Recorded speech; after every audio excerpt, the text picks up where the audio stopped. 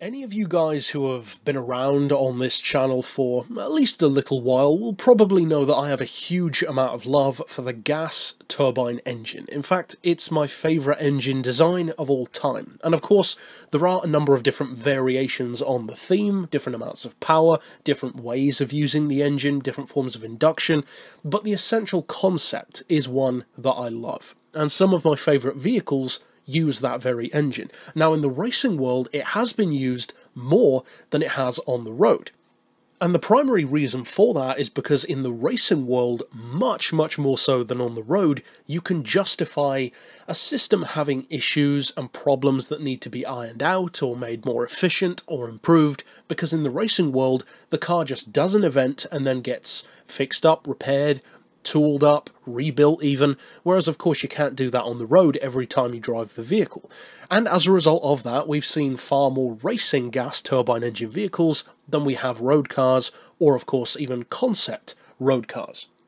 Now, this particular vehicle falls kind of in between the two. It was not necessarily intended as a race car, but it's not exactly a full-on road spec vehicle either. It's certainly a concept car and was one of the earliest examples of a gas turbine being used in a car, way back in 1954. And the car in question is, of course, as you saw from the title, the Fiat Turbina. This is the second manufacturer to actually try using a gas turbine in a concept car after Rover did it first, and this is the first time in mainland Europe that it was done. Now, I immediately love the car purely because it has a gas turbine engine, but of course there has to be something more to it than that. So what did the Turbina actually have to offer? Because it certainly looks the part. Even if you're not a Fiat fan, you've got to admit this is a striking looking car. Now, what it actually does offer is very impressive. In fact, across the board, this is a seriously cool car for the time. Now, although it came out in 1954 as a concept vehicle at the Turin Motor Show, development for the car actually began 6 years earlier, in 1948, so it had a very long development run, which is not surprising at all given how few people had tried to actually successfully put a turbine into a car and to make it work, and the way that this car used a turbine, or turbines in this case, is quite clever, because it doesn't just have one turbine, it actually has three. There's one turbine to drive the wheels, which is mid-mounted behind the passengers, and then you've got two other turbines which provide induction and compression for the drive turbine. A very interesting setup, and also using a gear reduction at the back end, it eliminates the need to have a conventional gearbox or clutch. Pretty forward-thinking for a car from the 1950s, plus it had stuff like rear fins and extremely aerodynamic Aero Design, which cars wouldn't really start to have until a few years later, especially when you factor in the start of its development in 1948. Now, speaking of that Aero Design, that's actually one of the most impressive things about the car, because the turbine itself ran into basically the same issues that they always do: overheating and, of course, using a massive amount of fuel. And that's something which you unfortunately can't do much about in the case of a turbine. You can make it more efficient and cool it down, but those are always going to be issues, at least to some degree. However, what I alluded to with its visual design and its aerodynamic design in particular is probably the single most successful thing about the car, because this car was wind tunnel tested and was so aerodynamically efficient, and its drag coefficient was so low, that this car was literally the most aerodynamic car for 3 decades.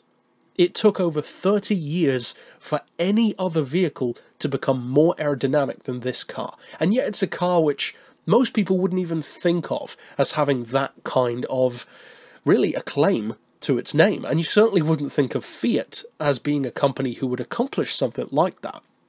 Because, of course, these days especially, Fiat is known, and they have been for the past couple of decades at least, as this company who makes small, affordable city runabouts with the occasional performance version, like my personal favourite Fiat, the Panda 100 HP, at least my favourite from modern times. Whereas back in the day, they're making gas turbine-powered, in effect, supercars, because this car is not slow. That's for sure. It's not just aerodynamic for the sake of it, and it certainly doesn't have a gas turbine just for the sake of it. This is essentially a supercar, of the time. Now, the turbine puts out anywhere between, some people quote around 220 horsepower, anywhere up to 300, which tends to be the accepted amount, and it produces that at over 20,000 RPM.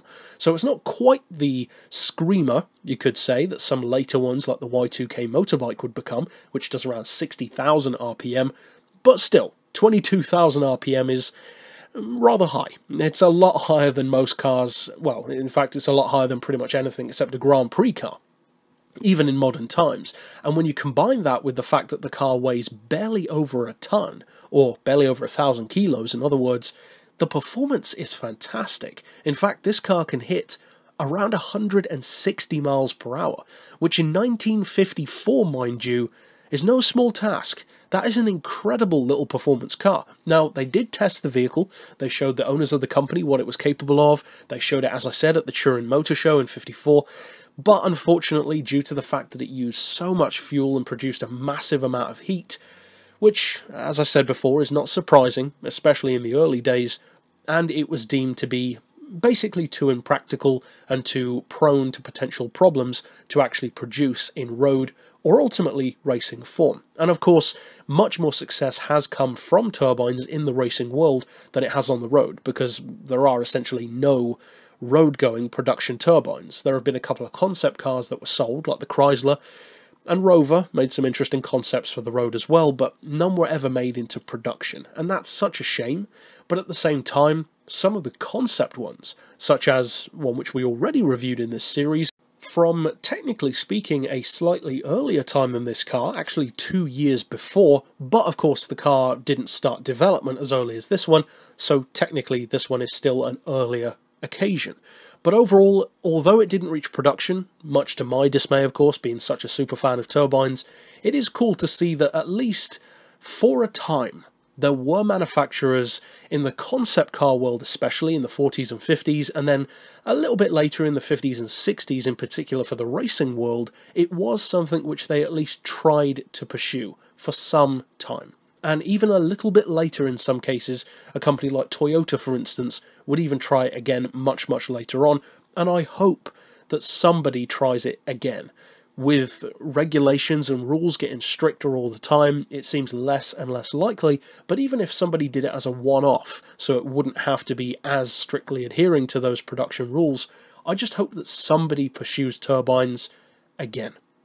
But that's it for this pick overall. Of course, if you want to check out various other weird, wacky and wonderful cars in this series, you can click through and see all of the previous episodes at the end of this video, but for now, as always, thanks for watching.